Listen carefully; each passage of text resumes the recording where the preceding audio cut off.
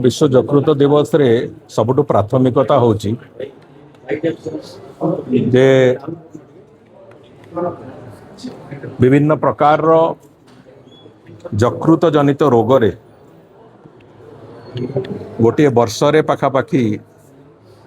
10 लाख रु ऊर्ध्व पाखापाखी 13 लाख लोक गोटे वर्ष रे मृत्युवरण कर आम समस्त निश्चित भाव में एक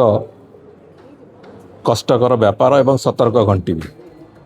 तेणुक लिभर संपर्कित विभिन्न रोगरू लोक केमती रक्षा करा जीवो, विशेष करके हेपाटाइटिस जनित रोग गुड़िक केमती लोक रक्षा करा जीवो से दिगरे आम समस्त प्रचेष्टा जारी रहू एथिपाई समस्तंकर भूमिका रहिबो एवं सेथिरे छोट शिशु को वैक्सीनेशन दबाठू आरंभ करिकी विशेष करिकी निजर लिभर को सुस्थ रखिबा पाई जो अवेयरनेस दरकार से सचेतनतार जय यात्रा वास्तव में आहुरी अधिक आवश्यकता अच्छी। खाद्य ठू आरंभ करिकी विभिन्न प्रकार फूड कंटामिनेशन रु निजको रक्षा करने आरंभ करिकी विभिन्न प्रकार इन्फेक्शन रु केमिति संक्रमण रु केमिति हमको निजको सुरक्षित रखा से कथा आरंभ करके सबू कथा को